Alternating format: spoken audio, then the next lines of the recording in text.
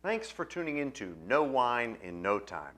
I'm your host Dave, and today we're going to explore a black-skin red wine grape that was created in Germany, and the name of that grape is Dornfelder. Well, you might have noticed that I said created in Germany, and that would be correct.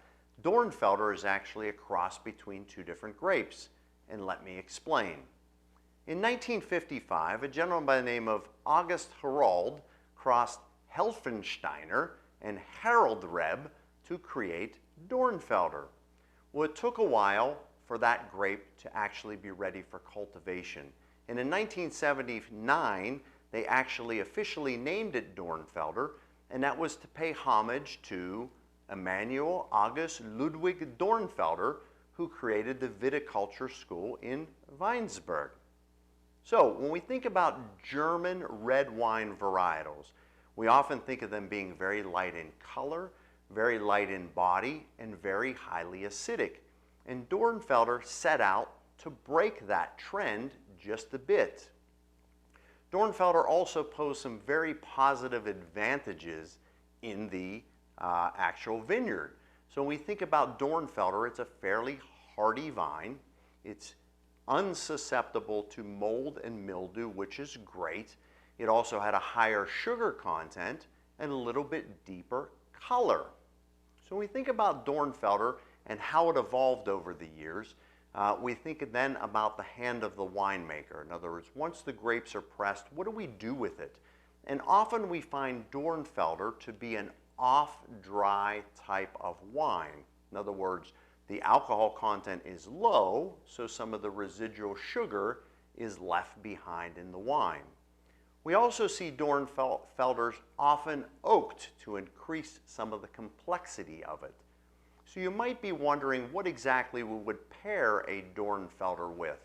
Well, I like it with things that you would pair Pinot Noir with. So think things like pork dishes of all types, bean dishes, any type of earthy type of cuisine would be perfect with this wine. So I picked a wine from a vintner by the name of Jacobi, and Jacobi actually produces this Dornfelder, and this one has an alcohol content of 9.5. So we know, with it being 9.5 and living by the saying high and dry and sweet and low, referring to the alcohol content of a wine, we know this is going to have some residual sugar left behind in it. So let's go ahead and take a look. The first thing that we notice is this Dornfelder has some transparency in it. It's certainly a dark purple in color, but it has some garnet and ruby around the edges. If we swirl to liberate the aromas, the first thing that leaps out of the glass is a little bit of plum and blackberry, a bit of cherry, and it also has some floral notes to it as well. Let's go ahead and take a sip.